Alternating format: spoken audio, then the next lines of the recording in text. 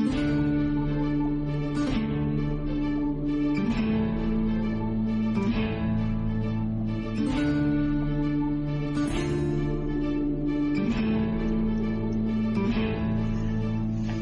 now, all you mangy dogs. Swab the decks and hoist the sails. The guns on board be needing some proper manning. Pieces of 8 and a fine wench on your arm. If your work be not too shoddy.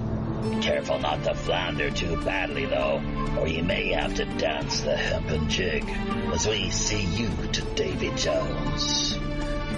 Jeffy, my boy, on with the show.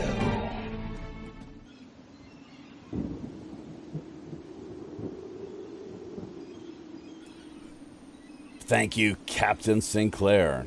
On with the show we are. Welcome, everybody, friends, folks, foes, and fellow pirate mateys, to episode number 141 of Pirate Radio Podcast. I'm your host, as always, the Robin Hood's Chief Communications Officer, Jaffe Ryder. We're following things up here, hot on the heels of what was just this past Tuesday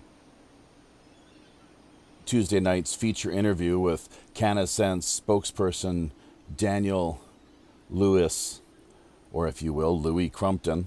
We addressed that issue during the recent conversation we live streamed Tuesday night, 8 p.m. Pacific Standard Time, 11 out in the East Coast. As always, here, of course, in the Asian time zones, Tokyo and Seoul, it's 12 p.m. So we are off to the races with part 2, essentially, our effort and attempt to put together what is our annual, now I think this is the 3rd time we've produced such an affair, World 420 Roundtable, essentially, is what we're looking at here, people. So, yeah, we're going to be addressing all sorts of issues, hemp, cannabis, weed-related, what have you, from the health standpoint, from the legal standpoint. Let's bring in, spirituality and religion, of course, as always. All good Christians check their Bibles, Genesis 1. Take that as a jumping off point and see where it leads you. In the meantime, though, let's not forget we have a couple of great fellow mateys. Actually, our feature guests to this point been having some issues logistically with them getting back to us. Dr. Peter Eugene, we heard from briefly via Facebook, and we'll follow up on this in just a minute or two regarding this business dealing with Facebook, hashtag FUBAR, Facebook FUBAR, and so on.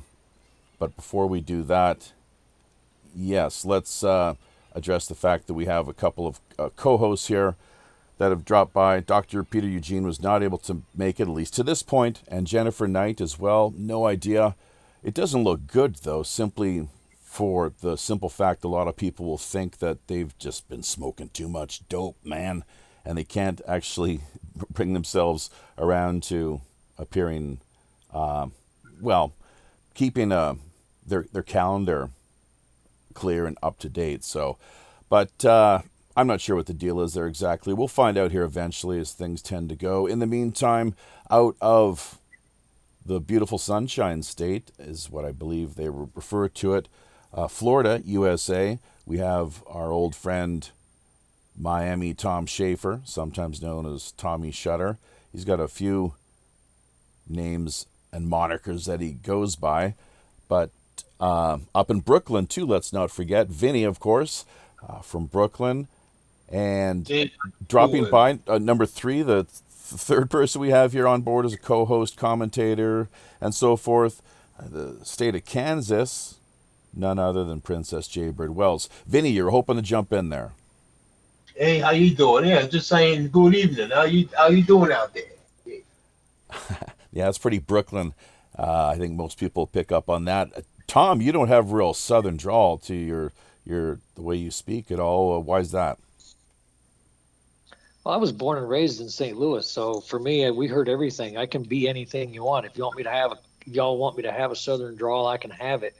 But I have a general Midwest neutral accent, so or I can be some foreigner. I can do broken English Spanish, broken Spanish English, broken Russian English, whatever you like. Right on, man. So, a lot of people think that I myself am based out of originally Minnesota or maybe Dakota or something like that. That's not quite the case.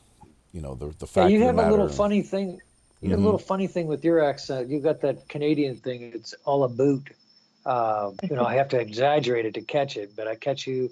I also heard Paul Hellyer saying that the other night. He's your Canadian former defense minister. He said a boot.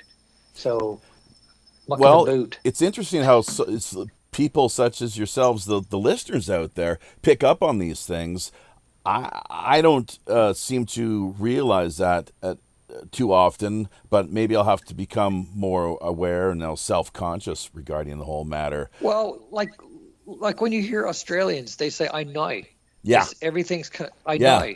And the Brits. And then you tell them about it, and they go, "Wait, I didn't say that." Dude, check this. Here's a good one from via the Brits. You cunt. You cunt. You cunt. What are they saying? How do you spell that? You probably get kicked off of social media for letting that one out, of course. Now, so but no, seriously, hang on. How do you, Tom? Hang on. Remember whose show you're on, okay? Let's not forget that. Oh. Yeah. So Vinny, let's turn it back to Vinny. Maybe Vinny, how do you spell that word cunt with the British accent? Well, how you spell that? You say that you spell like get out of the room before somebody gets ready to slap you. But you guys don't, well, I don't know if either of you guys get this. Maybe Princess Jaybird Welsh, maybe she can relate a little better. I think that everybody else has an accent, but whenever I leave Kansas, everybody says that Kansans have an accent. And no, I am not singing the lollipop songs for you guys. Okay. Sorry. Nobody seems to be able to pick up on it. And you're right, about the accent. That I can detect a slight amount, but that's not exactly what we're here for at this particular moment. We're just quickly to wrap up on this cunt issue. It's spelled C-A-N-T. It's their accent. No. You cunt is can't in proper English, of course. That's how it comes out. We spell that C-U-N-T, and that's usually a word reserved for people that are really not that good. Well, and the point I'm just simply trying to make here really is just how so many of us mishear. And when I heard this the first time, I just cracked up because it was so obvious the way it was said. But anyways, we'll save that for another time and another live stream. We don't want to waste too much more of what we have set aside here, of course. All systems at this moment pretty much seem to be go, so that's great. We're out on the waters, the high digital seas we have here before us. Out of Mystic, the Bay, the beautiful and lovely Mystic Bay, located down in Skullport Harbor. Everyone kind of knows that story, of course. So, hemp, cannabis, weed, marijuana, 420. Happy 420, everybody. Happy 420. Yeah, Yay. absolutely. Sure. Not so happy here in South Korea, unfortunately, because of the current state of affairs, where they've only recently dialed things down ever so slightly, so that under the law, and this is from a legal perspective, I guess, obviously not a lawful way of looking at things clearly. And Daniel Louis Crumpton, who just was with us a couple of days ago, made that point clear. It's something he often likes to talk about, the distinction between legal and lawful. There's a world of difference, as there are when it comes to things such as legal systems versus justice systems. Something which I'm not sure if I've really managed to convince the likes of, for example, Kaiser Schuff of yet, but that's okay. We'll maybe we'll save that for another time. But anyone, I know, Tom, you really wanted to get on here in a big way, so we will let you have a shot at things here. The state of Florida right now, currently, the way things stand, It's medical use only, and I'm not sure how they restrict that. But once again, Korea here, terminal cases only, maybe, and that sort of thing. Only the most extreme case scenarios. Whereas in the West, of course, I mean, geez, you got a headache, a backache, feeling a little out of sorts or whatever. Not a problem, it seems, that we've reached, thankfully, the point in time where people are better able to practice health freedom over what we have currently here in Korea, the system more of health fascism. So Florida, though, Tom, how do things look at the moment? Well, Florida just recently went medical in the past couple of years. So it's a kind of a new thing. And they've immediately, and what I've noticed when these states go medical, they make the initial rollout difficult. So it's happened in a lot of different states. If you kind of look at the history of it, they flip to medical, but then everybody goes into this false panic and they make it difficult. Like here in Florida, I think you've got to pay $75 online, plus it's going to cost you a doctor's appointment, and you have to be diagnosed. And then you go to specific websites. There's a lot of hurdles you got to go through, and that's actually being litigated. And what's interesting is that the governor that we got initially, before he got elected, he was talking about being anti-pot, but he has since changed his tune. I think what's happening is there's a lot of legislative envy, tax envy, that's actually helping to move towards legalization. What's really weird is that the United States, there's just such a hypocritical stance going on. You've got, 5 or 6 states in the West where it's recreational or just wide open. Then you've got the Washington, D.C. itself has recreational. And then you have all this other contradictory, the laws are so weird across this country by crossing borders. It's just so inconsistent. It's frustrating. And in Florida, it's still kind of frustrating. So, I don't know what to say about that other than it's still a pain in the ass. Florida's way behind. What's interesting is the states in the West that have legalized it, they've got like 10 years on it. I think Colorado has got the lead. There's so many systems in place. They're manufacturing. People have jobs in the pot business as what they call bud tenders, people that are actually doing the packaging and the picking of the buds and whatnot. So you have all these different new economies that have risen up, and the weed that you buy has been inspected and lab tested. You know what the THC count is in the weed, whereas when you're still in these illegal states, you're still getting it from some guy who had to smuggle it in, or you get it from somebody who's flying it in from these other states. So it's just kind of a hodgepodge. It's still kind of a Wild West game here. Yeah, let's go.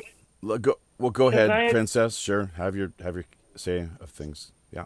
Isn't it like, with it being legalized, isn't that kind of messing up the drug trade? I mean, isn't that kind of helping the borders be better closed? Well, actually, see, that's the thing. That's a very good point. See, legalization of pot makes all that smuggling worthless to the smugglers. And so the more you legalize drugs, I think, was it in Europe? Was it the Netherlands or one of those countries where they legalized everything and turned it from shame into medical treatment? Is okay if you're an addict or you need these things, fine.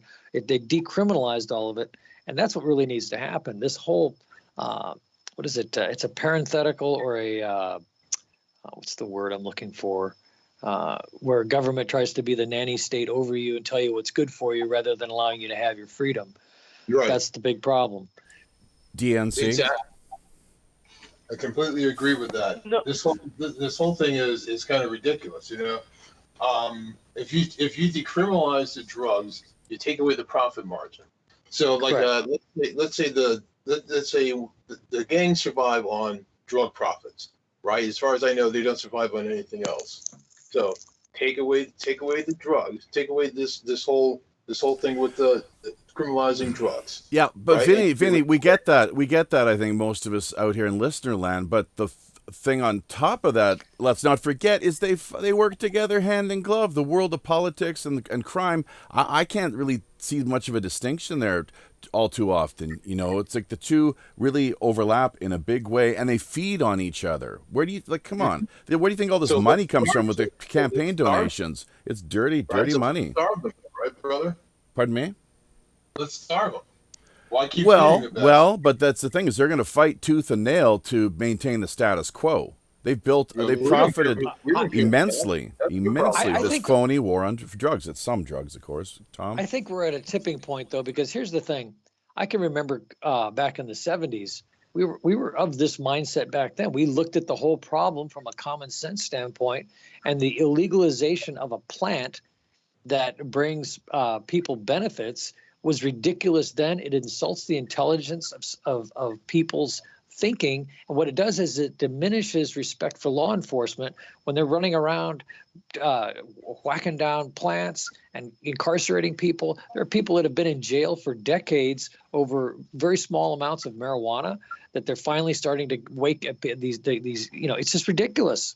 The amount of lost gross national product, what do you call it? The amount of money lost by citizens due to incarceration and et cetera, et cetera. Yeah, you know what I'm talking about. Yeah. In relationship to drug arrests. It's just a complete loss to society. Cui bono. That's, who benefits. And I think it's obvious, once again, organized crime and other forms of government. And, that's about it. The pharmaceuticals, the tobacco manufacturers, the alcohol companies, it's all these usual suspects. We know their faces and names. And as Vinny says, starve them. That's one of the reasons I don't drink much here in Korea. It's like, fuck it. If they're not going to let me smoke or have a cookie or whatever the deal is there, a bit of a vitamin or pill, what have you, I'm not going to support their crooked Kraken empire. No bloody way. So voting with my money, that's what we do. Absolutely. In economics, it's referred to as consumer sovereignty is how they put that one, basically. So, and if more people did, if there's greater awareness and consciousness, and that's one of the topics I wanted to get on to here tonight as well, especially with respect to vis-a-vis what we've seen transpire historically in the West, America in particular. Let's not forget, Canada and Europe, of course, too. The psychedelic revolution, that whole business that took place during the 60s and now has come around in some ways, I suppose, full circle 50 years later, basically. But that Korea never went through that. That's the thing, is their consciousness is mired, and other Asian nations too, I'd imagine, but Korea, it seems to be pretty bad. Mired in alcohol, the pharmaceutical end of things, the heavy cigarette smoke, and not to mention what I see taking place routinely here in the skies, of course, too. Let's not forget that, and all the fluoride that is, from what I can understand, at least still it finds itself in our drinking water. Tom? Can I throw something on? This is an interesting thought I heard about a year and a half ago, maybe 2 years ago. I don't know if you're familiar with a guy named David Sereda. He's, if you look up davidsereda.net, I actually had an opportunity to interview him a couple of years ago. And one of these things he said about drugs and alcohol and everything else, he said, because of where mankind is going now, everybody wants to get out of their bodies. He said, this is why people drink. They're looking for an escape. And so the avenues you have there, the one thing that you're saying that is difficult to find, if at all, I'm sure you could get weed there. If you went underground enough, you would find it. But it's obviously difficult, very difficult to get weed. So people will go to the pharmaceuticals, they'll go to alcohol, they'll go to whatever they can get to get that moment that shifts their consciousness, that shifts their thinking, that makes them feel a little bit differently. Alcohol does that, but it doesn't do it the same way that psychedelics like pot, even pot is a psychedelic, and it's nowadays especially the potencies. But people are trying to get out of their bodies. They're trying to get out of where they're at the moment. So it's this desired moment of change, and that's why you've had alcohol for centuries, and it's why you've had psychedelics, mushrooms, and everything else. People are looking for that kick that will shift their thinking. And as soon as you smoke a bowl, your thinking shifts immediately. And so it's like George Carlin called it the values changing drug. And if pot got loose on your peninsula, I'm sure values would begin to change. It begins to change people's thinking. They begin to question the stupid. Stupid looks even stupider when you're high. That's why so many people see this marijuana prohibition as so ridiculous, because it actually, part of what they're saying is, it has expanded my consciousness and I can't believe you won't let me have it. Alcohol doesn't do it to the same degree, but it does do it a little bit. But these psychedelics expand people's consciousness. It's not just about getting a little loaded and a little looped and a little silly, but people are looking for something to get out of their bodies and into the higher consciousness. Absolutely, and that is something which has occurred and been a part of human existence since time immemorial, with respect to our spiritual quest and means of experiencing, as you say, alternative states of mind, being, and so forth. Look at how big the ayahuasca movement is these days. People out on spiritual journeys seeking truth. Why did so many people drop acid back in the 60s and beyond, of course, even up till today, I would imagine. And on top of that, well, there's so many different, with ayahuasca, that whole business, and weed itself, as you say, Carlin, the value changing drug, as I believe is how it was phrased. And right. It really does put you in a certain unique and different mindset in comparison to alcohol and others. I think you made that point clear too, but that's what they're afraid of. You see, the powers that be, we've all heard the story of Plato's cave, I'd imagine. And if not, look into it and you'll maybe understand why I brought this up. But these consciousness expanding experiences, certainly they tend to leave people more woke than what they were before, especially if you set out with that intent in mind from the beginning and you treat things in a sacred manner. So it would be interesting to see how Korea treats Rastafarians. I'm not sure, but they should invite more to come live here and freely practice their religion, and see if the law system would respect that, uphold that, or not. On top of that, as I threw out there right at the start, this business regarding Genesis 1, even as the green herb, have I given you all green things as meat, I believe is how it's worded. So that's something to think about with respect to natural foods, supplements, herbs, plants, all that kind of good stuff. One of the reasons I so very much hate to see these sprays being applied in all various directions, hither and yon, I guess is how the expression goes. So the sky and you name it, it's incredible, and it's unethical, it's immoral, it's just beyond comprehension why. Well, no, I do understand why they do it. It's because there's a war on humanity, and it's part of the full spectrum dominance agenda. They don't want you to have what's good for you. Look at what is so fully and widely stocked on these supermarket shelves: the additives, the chemicals, the preservatives, and more. Go ahead. It also undermines people's faith in law enforcement, and I'm going to have to mute out here in a second, but I have a basil plant on my patio. Right. If they told me basil was illegal, it's the same insult to your intelligence. That's why I think it's an underlying part of how people feel when they hear about marijuana prohibition. It insults your intelligence. But basil's illegal? It's illegal why? If basil was illegal, if basil was illegal, people go, what? That's the same bonk to your head that marijuana prohibition has. A plant is illegal? What? It grows from the ground. Exactly.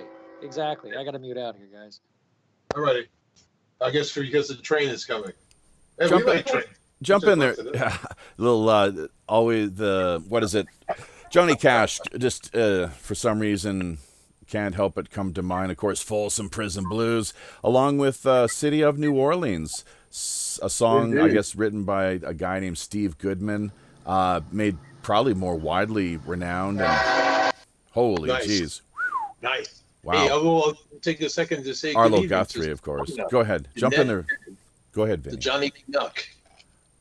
Yeah, he's in there too, isn't he? Yeah, that's right. Yep. Who else? We got to turn our focus. You're right. I'm sorry, a little distracted here at the moment, but we're having fun. I think we were just having some fun. That's all. Just a free-flowing, open conversation. Of course, our two main feature guests we thought we'd booked for some reason now just very much non-present. So that's definitely something to take note of. But it's great to have the three of you, of course, here. So yeah, we've got about at least another hour or so to shoot the shit and chew the fat. I guess that's another well-known English expression or idiom. We'll just have a couple of fake guests come in. That's all. Yeah. This is wrong. See? Yeah. Go ahead, Princess. I'd like to kind of point out that there's such a huge hate on towards anybody that smokes anything now. It's like, God forbid you light up a cigarette. I mean, there's so much different kinds of smoking out there. You can smoke sage, or oregano, catnip, mugwort, mullein, lobelia. I mean, there's just skullcap. I could just go on with the list of actual herbs that you can smoke. Yeah. And, it's just, there's such a hate that towards the commercialized nasty stuff that causes cancer with all the additives and fiberglass and everything, that God forbid you hold up the ancient Indian practices of smoking for stuff for your health. I mean, when you smoke catnip, it actually releases stress. So, God forbid you light up something because somebody's going to.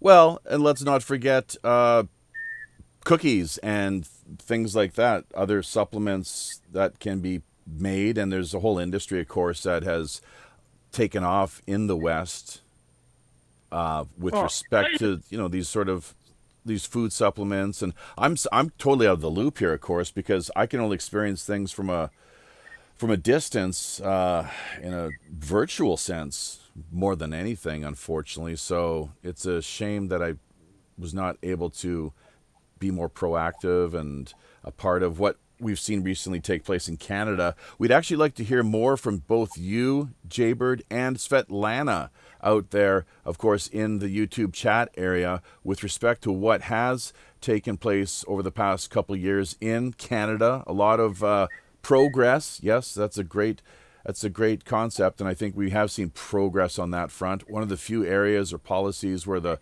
Trudeau government kind of did their best, I suppose, to work on optimizing and getting it rolled out as best they could, and to the greatest benefit for the Canadian people on the whole. Kansas, maybe a little different story. I'm assuming a little more repressive, and which is interesting too, because if it is the case, and let's not forget, historically in Kentucky and other states in the U.S., it was like ditchweed was, it was quite. It was a part of the general landscape, of course, throughout across the. We used to call it Kansas City dirtweed. Yeah.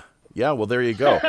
Yeah. Well, but what is the latest from Kansas, though, Princess? I'm really interested in hearing from you, and also Vinny, more from you, my man. New York, what's the deal? But let's just hear from Princess first. How things stand currently via Kansas. Well, it's they're still kind of pushing towards medical marijuana, but they did just pass legalizing commercial hemp. The only problem is if you don't pay the tax stamp, you can't sell it. So it's almost in some ways like the guns, where poor farmers that's right can't sit there and sell it. And this stuff, there's certain places in Kansas where things don't grow. And actually, we got a problem with water supply because corn shouldn't be growing in Kansas, but we're wasting a whole bunch of water to water this corn. And that's the thing is this ditchweed, this hemp, it grows in places where other things won't grow. And I tell you what, no matter how many times over the last 14 years I tried to kill this shit, it just grows. And you just can't control it. And we talked to a cop about 7 years ago, and he's like, well, you can't really harvest stuff, but I mean, you can harvest it, but you can't water it. So now that it's legalized, it's okay to have in the backyard or whatever, but it's so closely looking like marijuana that I don't see, there's this gray area of how are you going to sit there and prove that, what happens if a marijuana plant sprouts and grows in a field full of hemp?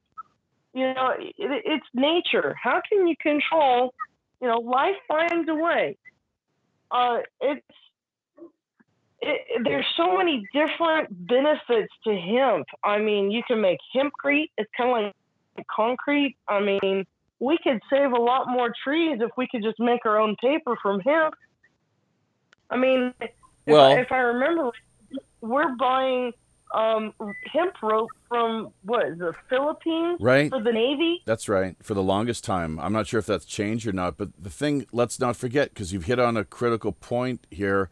I think it's an underlying sort of idea or theme which is in place that people need to be reminded of, and that's with the lack of consciousness and awareness that nothing can get done. The status quo will remain the same, and that is much to the pleasure and benefit of some, while at the same time, though, many of us out here struggle to see what the truth of the matter is, especially with with respect to, in the context of reefer madness hysteria, the way that has just been Korea here, just right over the top. I mean, it's just endless nonsense, and the way they present the fake news here is quite.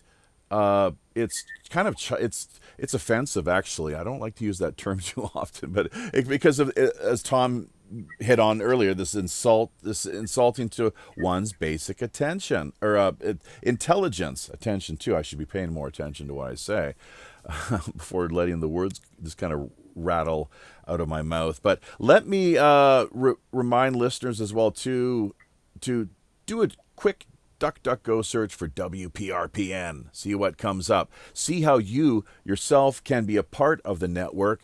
We're looking constantly for volunteers and people to become more engaged. There are paying opportunities or ways of being rewarded, absolutely, via anything from cash, of course, to cryptocurrency, mines, digital booster, token donations, and free promotion here via this platform that we put together as well, let's not forget. So, and in having said that, let's just draw to listeners' attention, Nethead out there in the live chat area, of course, Svetlana is back again, so that's great. Speaking of people who, help to support the network and provide a little more wind for our sails, that's the sort of thing we really need. She was very generous just this past week with a Minds token donation, so that's really great. And of course, what we don't use to boost the shows, we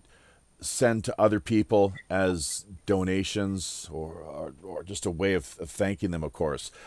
Episode number 141 of Pirate Radio Podcasts, folks, friends, foes, and fellow pirate mateys. That's what you're listening to here right at the moment. Thanks for joining us.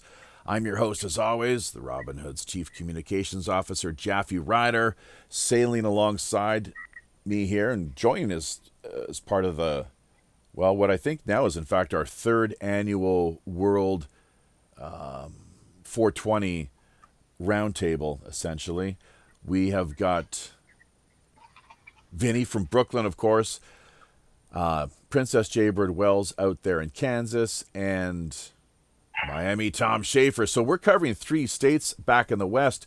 Not much here going on at the moment with the Korean angle. I guess I should have invited Aaron Wadsworth, damn it. That would have been a possible way of doing things. So, and with respect to Aaron, let me just say that he had some technical issues just this past week. We were trying to, and we did successfully put together the Buddha's birthday show, which came together relatively well, but he was having technical Skype issues, and he reached out to us apologizing through Facebook was the main way of doing things, and he seemed quite sincere about everything, of course, and it's just something that we unfortunately missed out on, but he would have made a great fit for what we're putting together here today. So if he's out there listening live here, in the moment, by all means, drop in or shoot us a message if you manage to get your Skype up in place, and we'll bring you on board here too. It'd be great to have your perspective on things, maybe a little more knowledgeable than myself with respect to what we see taking place here at the moment in Korea and beyond too. Let's not forget Thailand recently, I guess, legalizing medical use of the evil weed, as it were, for who knows to what extent. I haven't really looked into that all that deeply or to the point exactly, but we'll get around to doing that. Maybe have someone out there who's part of the listening audience send us an update or a fact check type way of getting clear on things there. Just run a quick DuckDuckGo search. Help out with the co-production of what we're putting together here, people. And that's definitely a way of doing things.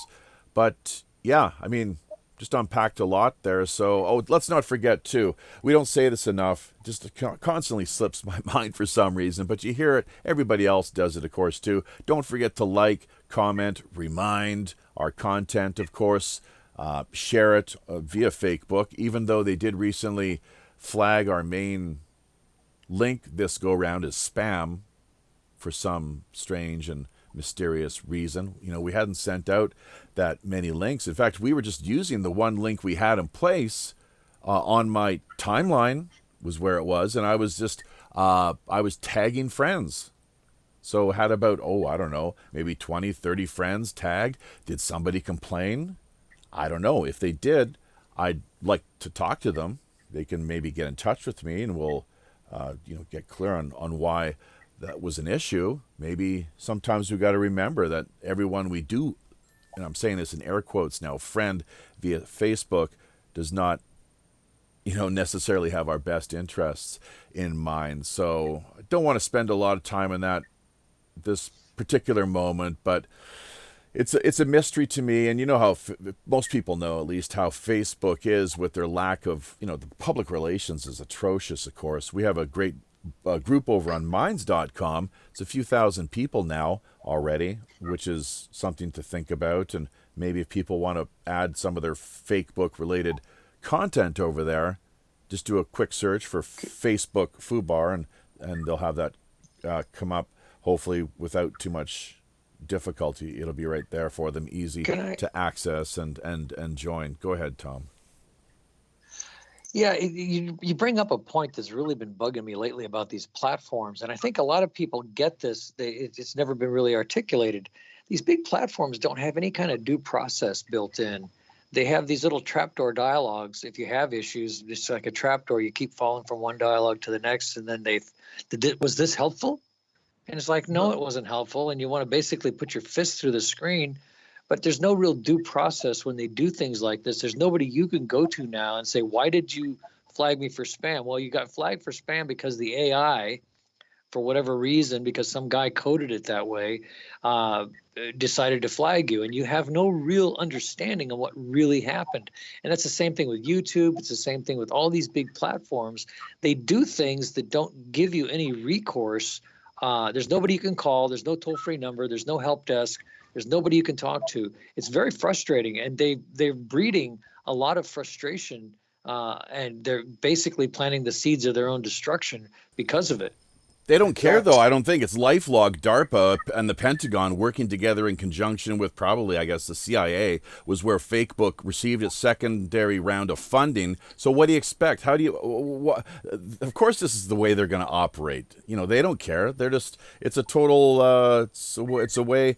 The privacy breaches and so forth. It's a way of just conducting more intimate and in-depth surveillance of people from a moment-to-moment basis, and It's that fake face they put on of caring, this like human resource mentality of scarfing your data and reselling it to these different advertising data mining companies. Sure, exactly. Yeah, the data mining, and then they put on this fake face of happiness and Bambi and butterflies of being a wonderful place to talk with your friends, and this whole it's just a big facade. Right. Vinny? Right, it's just falsifiability. It's a bunch of nonsense. They care, but it's all vicarious, and vicarious is the worst kind of compassion because it's completely false and and it uses someone else's real compassion, when you get the trade points, and it's just a bunch of nonsense. It is, yeah. Ugh, it's just appalling. Well, the whole thing, this whole entire this kind of is a secondary issue. Or I'm not sure. It could in part relate to why we were marked as spam, but the war on drugs, or as I like to refer to it, the war on some drugs, hashtag TWOSD. If people want to help out with that, it'd be great to see these sort of things go viral maybe one day.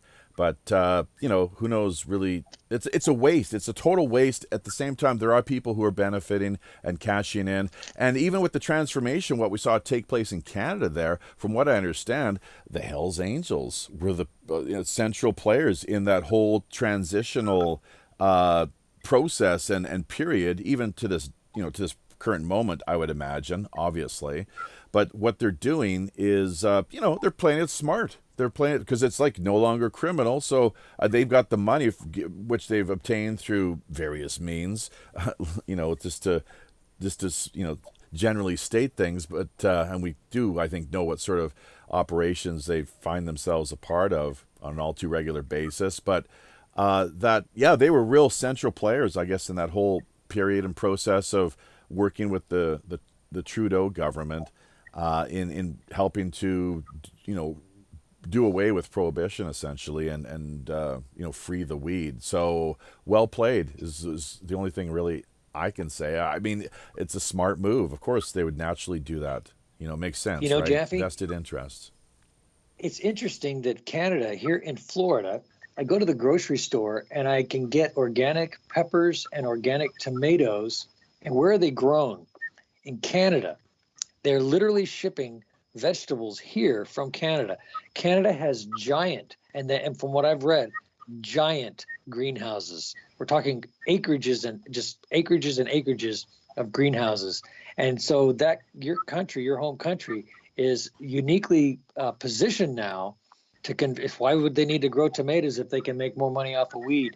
So they are already set up and ready to rock as far as greenhouses and mass production. So very smart move on their part. They're going to be very well positioned when the United States opens up, because every time a state goes legal, from what I've heard, all the supplies seem to dry up for a little bit until they can replenish. And so Canada, once the United States goes fully legal, Canada's going to be probably in a very good position with giant greenhouses full of weed.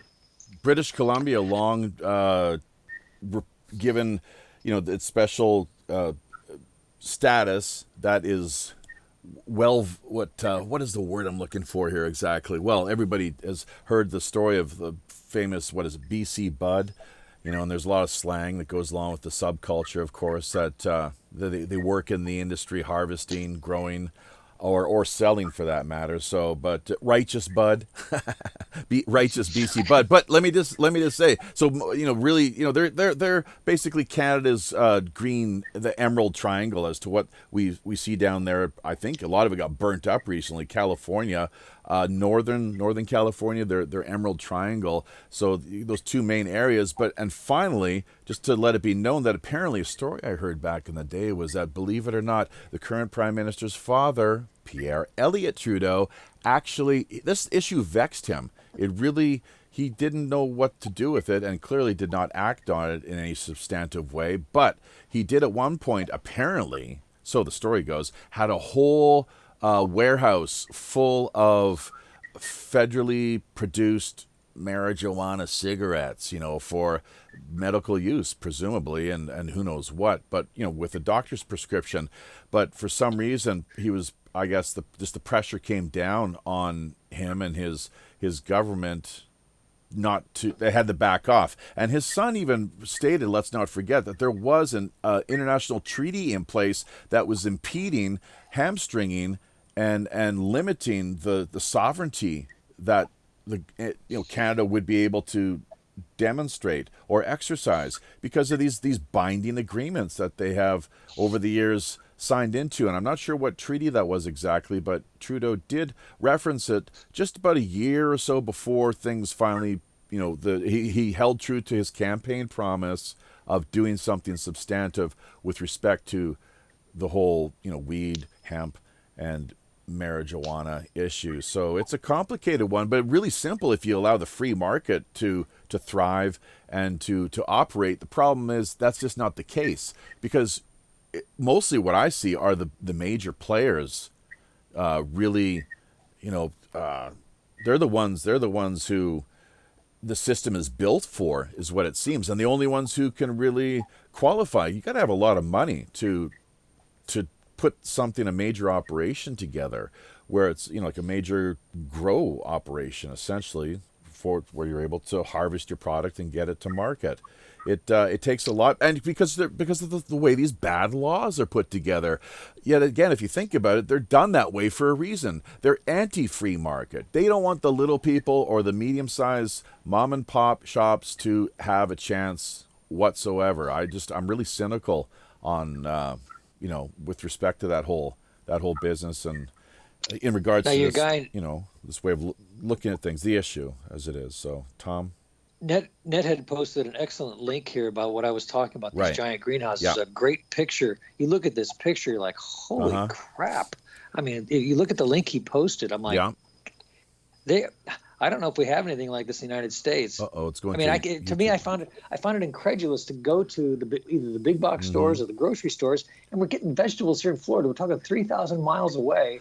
Yeah. Or I guess that's the distance that they're flying vegetables in from Canada. It just blows my mind. Korea, they have great greenhouses here. So yeah, it's like water everywhere, but not a drop to drink. So the agricultural industry here is very, they're quite dedicated, and they have a decent infrastructure in place too. The north may be a little different story, but there's enough money here in the south and enough political priority to sustain and work in having the infrastructure in place to produce various agricultural market items. So there's no reason they couldn't integrate this traditional indigenous Asian herb and work towards providing more quality medicine for people. That'd be a great place to start, and I think they kind of have, in a sense of the way prohibition, they've kind of dialed things down. That is a significant and symbolic step, absolutely. So just for the longest time, the people on the peninsula, going back to this whole business of consciousness once again, it's a problem, and more's got to be done. And the bigger problem too, let's not forget, and I don't know how this all played out in the West, but the government, the powers that be, have been lying to us for so long. It's like the little boy who cried wolf sort of deal, or I think that's the best story that I can think of. And just these repeated lies, and you lose credibility is what happens. Absolutely. And, that's exactly right. It's terrible. And when the people come to see, it's like, wait a minute, we've been lied to for all these years, because it's so the way it's presented to them here, it's an immediate the fear and ignorance factors really play a part. They really, the way that Koreans, if you talk to them about, and they know the word too, marijuana. So, I don't like to go out and use that word in public here at all, frankly. I just get kind of on edge, because although it depends. I don't know. It just depends on the context and situation. So, but the bottom line is that Korea, it's a tragedy. They've been robbed of their heritage, and people now, just from a medical standpoint, the way they're suffering endlessly and ultimately dying. It's been going on for far too long, and that's one of the reasons I'm calling for truth and reconciliation hearings, tribunals of sorts, on a global basis, man. Yeah, you want the war on drugs? Well, let's have a little bit of pushback or blowback from these outrageous policies. Like, hold the bastards accountable. I get worked up over that because I want justice brought about. Am I a social justice warrior? I don't know, man. It's like, what kind of brush are you trying to paint me with? I do expect justice, though, from time to time, for sure. It's all connected. The people it's all connected, deserve it. The people deserve it. So. Okay, hang on, Tom. I know. You're right. It's all connected, yeah. But let's who do we got there? With Princess. Hopefully she hasn't nodded off or anything. But we got about a little more than half a dozen. We got about Princess, let me just say, we got a little more than half a dozen people in the chat room right now, live YouTube area. I didn't manage to get the link out as much as I'd hoped. On top of that, via Discord, Twitter, got a tweet out, shared a little bit on Minds, but we were blocked. We were just completely shut down on Facebook, utterly shut down, and so that's a bit of a problem, and especially the fact that we are coming up to 420 now. This was a great chance to put something together where we'd be able to reach a wider audience. It has been very popular in the past, I've noticed, our numbers. If just going over to the archive.org page we have in place, that it really did well last year and is something that interests a lot of people, and they do want to look into and hopefully learn a little more about the issues that, as Tom says, they converge. All these interests and issues converge. It's all overlapping. That's why it's so complicated. But we're just going to continue to do what we can as engaged citizens. Princess, let her take over. I'm sorry. Princess, then back to Tom. Go ahead, Princess. I'm just hopping back in. I lost battery, so I'm still trying to catch up with where we're at. Well, it's pretty much open format. You just take whatever, if you think we brought anything, that point was brought up that was interesting, worth addressing, go for it. Otherwise we'll just turn things back over to Tom. We have covered a lot of ground here. And we do want to thank Nethead, too. I don't think we did that officially, along with Svetlana, of course, Tommy Shutter, and Johnny Canuck. He did show up. Yes, that's great. I'm just going to have to scroll up and see who else is here. But just anything you want to address there, Princess, or we'll just shift the focus and let Tom have a turn at things here. Are you good, Princess? It's okay for now? I wanted to sit there and point out about how it just seems like the American government is trying to get a monopoly on everything, and it's pretty much all about greed. Right. They're not wanting to legalize marijuana because it's a plant and, the religious reasons for, letting us have whatever we want for life and survival. They want to take it in it. They want to cut in it. It's just like big pharma, they want to cut in everything. And I just shared an article here the other day. Well, now they're trying to say that breast milk causes obesity. The Similac company went through such a hit on sales that now they're trying to attack breast milk. It's just anything that, any plant that's out there that can grow on its own without any human involvement, they're wanting to cut in it.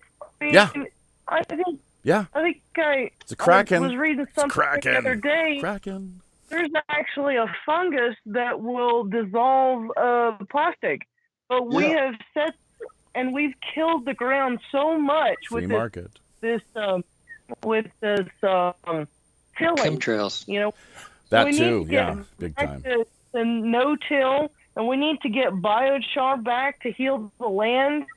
We need to, the good fungus back into the land and start healing the land. Jesus. And it's about greed. Absolutely. Absolutely. And that's the thing. We live in an upside-down, topsy-turvy, Alice in Wonderland world. Every issue you look at, almost entirely, right, clear across the board, has been subverted, monopolized with, the hegemony of, that's the nature of the beast, with the Kraken, as it were. And it's not right. So that's our job as engaged citizens. I don't like to use the term activists. That's what they use to kind of the brush they try to paint us with. But no, we're engaged citizens who are standing up for our rights, ensuring that our voices are heard. Whether it has any impact or not is another matter entirely. But at least we're here to engage in rational adult conversation, have the issues looked at and hashed over, and see what positive ends we can bring about, ideally. So that's what we're really aiming for. And I did my part back in Canada because I have canvassed. There might be a cannabis, actually, if you look at the prefix there, the etymology, the word, where does canvas come from? Canvassing, we absolutely canvass, the kind of canvas you as a tarp, big time, that's, of course, yeah. hemp. But Canvas, it's from the early 90s back in Canada, going around talking to people, much in the same way that Daniel Crumpton, Cannasense Crumpton, has the last couple years, and playing my music and touring the West, and having a chance to talk to people about these issues and stir up conversation and work just on hopefully enlightening a few people out there, because there are so many who have no friggin' idea. They're completely out to lunch and clueless. Koreans, once again, I think I have the right to say this after living here nearly not quite 20 years now, but they're among the worst that there are as far as the willful ignorance, cognitive dissonance and disconnect. Tom? You know what the gateway though is, this thing with CBD, the CBD oil. I know some guys in Miami that are day traders, and they were stock day traders, really serious. I mean, these were guys that were flipping cash like crazy. And so they've actually said they didn't want to do that anymore. Now they're shifting. They formed a company. They're bringing in weed from, I guess they said Colorado, and from whatever states they get it from, and they bring it into a processing lab in South Florida where it's converted to CBD oil. And so they're actually getting in on the CBD bandwagon. So there's a huge gateway with CBD oil into perception. A lot of people that, they still had the evil weed in their mind, they're starting to say, oh, really, the CBD oil is helping people. So the CBD is giving a gateway to the recreational. So the medical paves the way for recreational. It's happening. It's just slower than most of us would prefer. Yeah. What's that, Vinny? I was saying it's about time, isn't it? It's so ridiculous absolutely. That we've been chased away from this wonderful thing that grows from the ground. It's the apocalypse. It's the apocalypse. They put it on a Schedule 1 list, right? They put it on a Schedule 1 list, and yet they give amphetamines to our kids. And isn't it interesting that, what is it the cops say? They never have a problem with people breaking out in fights because they're smoking pot. Yeah. It's the alcohol that causes most of the problems. That's right. Right. Yeah. But there's a bodega on every corner in New York City. Hashtag open secrets. That's one of my favorites that I like to throw out there and have make its way throughout the digital underground. Speaking of which, yes, people, friends, folks, foes, and fellow pirate mateys, if you've tuned in, you are listening. Just to remind you, episode 141 of Pirate Radio Podcasts. I'm your host, as always, the Robin Hood's Chief Communications Officer, Jaffe Ryder. And alongside me here, the voices that you are hearing are coming from the likes of Tommy Shutter down there in, they call it the Sunshine State, don't they, Tommy? I think from time to time. I think Arizona might compete with that too. Okay. We got Vinny up in Brooklyn, and of course over in the Kansas, the Great Plains, the rolling, I guess, what would you say, the flatlands, and the great, American Midwest, frankly, is how I see it. I had the great opportunity to drive through there around the turn of the millennia, actually, in a camper van that I used to own, along with the girlfriend at the time. That's a bit of a story. We could get into that maybe come Halloween. That whole deal. She was like she was a witch. I just didn't know what kind of witch. Oh my God, dear God. Ooh, how do I? Yeah. So we worked our way out of that. It made the best of a bad situation. But the American Midwest, beautiful, just beautiful. The people were great. The atmosphere, the vibe, everything was just awesome. And I can't say anything bad about it whatsoever, which I would if I thought that there was. Well, I don't want to get too distracted. This is another time we can get into that. We're kind of shifting off the main focus and topic of the day. Time is, the essence here. And speaking of which, we've got Robert Hopkins over in the Skype chat room that we have set aside here. It's separate, basically, from the main WPRPN room that we stream out of. But what he's asking about is the Rogues Gallery after show. Yes, I'm assuming we will put something together. At least the chance will be there for you to join us. I've got the time today. I'd like to practice a little bit of bass guitar or something like that after we, close down shop here, of course. But just great to be here, having a great time. We've got about a little more than 30 minutes now left to unpack things. Now's your chance, people. Anyone out there in the YouTube chat area, Skype, anyone that's managed to get this in real live time, of course, pass it on to your friends out there, social media contacts. We are an underground operation, obviously, and still working on getting those YouTube subscribers up to the level of simply just 1,000 people who are interested in what we put together here. Hopefully it'll catch on at some point. We're going to keep plugging away and do what we can to spread the word. You know, we've got this network here, WPRPN, World Pirate Radio Podcast Network, the People's Pirate Network. And it's a good thing that you can become engaged in. Hashtag WWRHD. Anyone know what that stands for? Hope you do by now. Hashtag WWRHD. What would a Robin Hood do? What would Robin Hood do? Ding, ding, ding. Hey, Vinny, you win yourself a token. How's that sound? Arr, You know, mate. something like that. So there you go. We'll throw you a little bit of loot, a little bit of the booty we've managed to acquire here over the past little while. So, and we do. Fine coinage. Come again?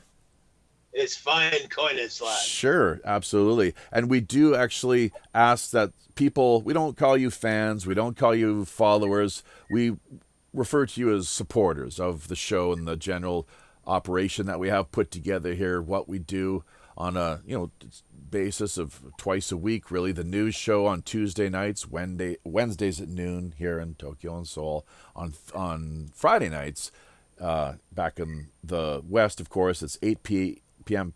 Pacific Standard Time, 11 in Chicago, Miami, New York, the Eastern Time Zone, and Saturdays once again here in Tokyo and Seoul, 12 p.m. noon. So, but that you do check out our Patreon page, patreon.com/WPRPN.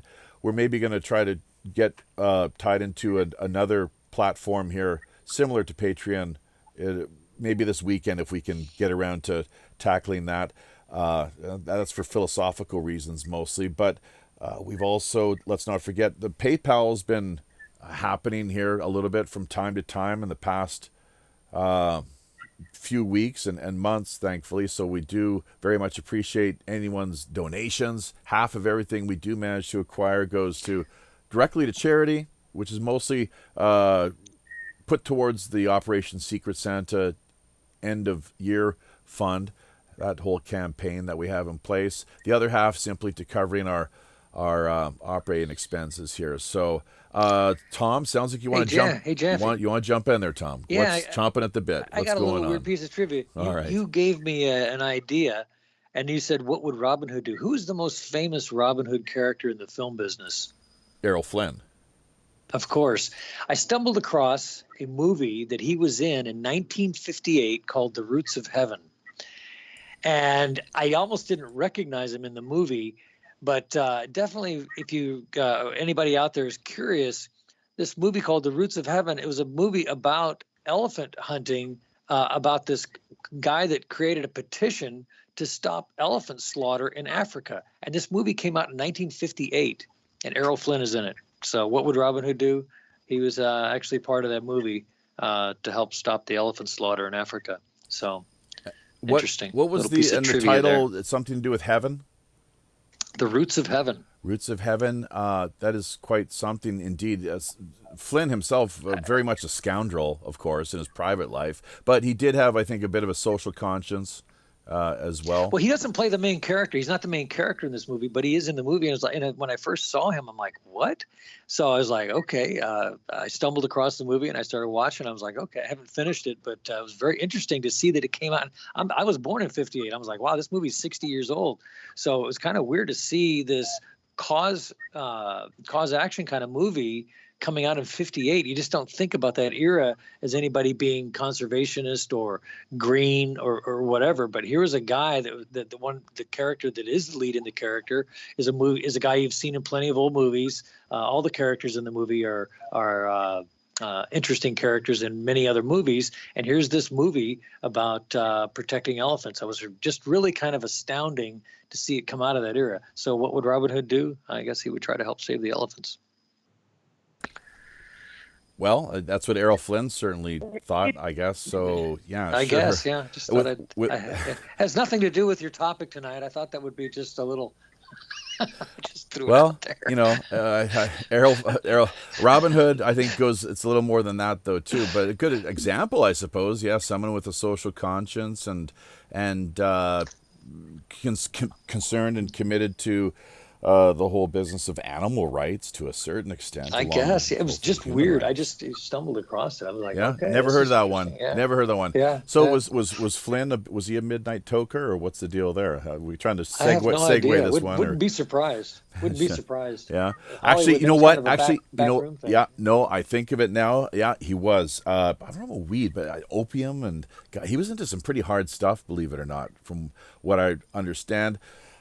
Drinking probably top of the list, but there was some pretty exotic substances that he was known to have ingested over his Well, as long as you're talking about that, have you ever tried opium? Once back in Canada, yeah, it was actually. Yeah. It was like nothing. There's no big deal. It was smoked it with like a hash joint or something. Okay. I did the same thing. I did exactly the same thing. A friend had rolled it. It was like tar. It was like what do you call it, Play-Doh? Right. And he rolled it into a joint, and I was like, really? And it was very mellow. It was actually much mellower than weed. Yeah. There was no addiction. It's like, oh, I want more. I gotta have more. It's like, it's okay. I'll do it again, but I'm not. I have no. Yeah, I didn't want to go sell something to go get it. Yeah. That's so maybe people. Who knows? It'd be interesting to see if just pure. Well, Hong Kong, they had the opium houses. And that caused a big problem. Sure. So I wouldn't say it isn't addicting. I would say they had a massive problem, but that's why they outlawed it. But remember, it was abuse. Remember that's what they used to get the assassin. In that mood, the hash. Say that again. Because that's what they used to get the assassins in the mood to assassinate. They used to use hash. Hang on. No. Was that to get them in the mood to kill people, or was that more just a reward for their services, that they were pleasured given that because they were part of the assassin order? That's a good question. I can't answer that. Yeah. I don't think they'd be doing much fighting while they were high. I don't think it was probably just more recreation time. No, that's I'll give you that. That's probably true. Yeah. Now the Scythians are very similar. I've brought this up in the past. Say it again. People check, do a quick little DuckDuckGo search there. Alex Jones is all about. Just Google it. I don't know if he's still all big on Google or Facebook or what have you. It'd be interesting to see how he's addressing that whole matter. But no, we're more DuckDuckGo type pirates and. Scythian bong. That's what we're looking for there. People, just a Scythian bong, and it'll take you to a couple of interesting links, which really leads one to wonder. It was said that it had to do with the warrior caste or class. That I think they were mostly. It was a kind of fun. Let's get it on kind of time. Maybe some wild sexual antics thrown into the mix. Who the hell knows?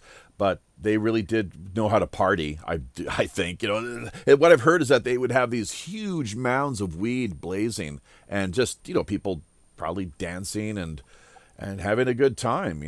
Rocking and rolling around these righteous hemp bonfires. So the Scythians, Well, and let me say, hey, before I finish that's of Buddha himself was said to have been a Scythian prince, and that's why I've heard it said in the past when there is reference to the 5 like defilements, or what is it? How is it phrased again? There's certain things in Buddhism you're not supposed to do. Don't kill, don't steal, don't lie. Don't no sexual improprietous sexual activity, and finally something to do with mental defilements, where your mindset becomes, well, you're not as grounded as you should be, let's say. Okay, so but I've heard certain, I can't exactly recall who told me this. He was an expert of sorts, though, from what I do remember, and that it was alcohol that the Buddha was really focused on, apparently. If you look at the original Pali, I guess is what it was, versus the Sanskrit, which came later, very important language, both of them, historically. A lot of English cognates and so forth, you will find traced back directly to Sanskrit, believe it or not. A fair number of them, at least, that I've come across. Korean is the same way. It's really strange, those three languages coming together like that, the historic relationship. But yeah, that aside, alcohol was what Buddha was focused on mostly. That was his issue, and he said nothing about weed, that it's explicitly called out, no drinking of alcohol. So go figure. Buddhist, here's another thing I'll add to the conversation. I think this is a point that was brought up last time round, this couple days ago with Daniel as well, but it bears repeating that Buddhists themselves, what are they mostly focused on? What is their whole purpose in life? Is to assist with, people suffering, basically. All right? So people are in need, they're in pain, genuine suffering. You reach out, you lend a hand, you do what you can to assist them and address the matter so that their pain, misery, agony, what have you, is minimalized, ameliorated, I believe. There's one of those $10 words that Mr. Anderson so often has talked about in the past. But yeah, that's the issue. That's the focus. And you got to watch out, of course, for what's known as idiot compassion, too, because that's really important. Sometimes people should just be left to their own devices to work things out, that maybe they deserve the situation that they find themselves in. And, you shouldn't engage or intervene. But that's what I've heard, I think it was a monk actually told me that back in the day, and it makes total sense. Actually, now that I think of it, it was one of my friends back in Canada. She was a practitioner of Tibetan Buddhism, and she just laid that out there, that the focus, once again, suffering, you do what you can. Whatever is most effective in helping the situation. That's it. So, and then recreation is a completely different issue. But I would imagine, the middle way approach, as with Aristotle, that because he was very much about the whole middle way too, that you simply don't abuse what you have at your means, what you have available, basically. And George Carlin talked about that too, believe it or not, that he, in his later years, he probably last 25 years or so is what I'm guessing of his career, maybe 30, that he would very judiciously, he would self-medicate, basically, and partake, just to take a hit or two off of whatever he had at his means, and that was it. Nothing more than that, and get the creative juices flowing, and be able to have him put his comedy routine together in better form. And what more could you ask for? So, I mean, historically, for Christ's sakes, Carl Sagan, lifetime closet pot smoker. But wait, George Carlin went through severe. He had a big cocaine problem. I think he went through a lot of rehab or whatever. It almost killed him. I don't know if he went through rehab or he quit on his own, but not in the last. But not in the last few years. Not in the last 25 years or so. No. He got through all that. Yeah. Heart issues was mostly what plagued him. His heart. Right. That's what happens to most people that are heavy cocaine. It's a lot of heart damage. Yeah, or nasal. Look at Stevie Nicks, with her nasal issues. The way that, or I think, who's it? The comedian Artie Lang. His whole nose has collapsed. If you've seen any recent pictures of the guy, maybe Vinny has, out there in Brooklyn. Of course, he's a bit of a Howard Stern fan.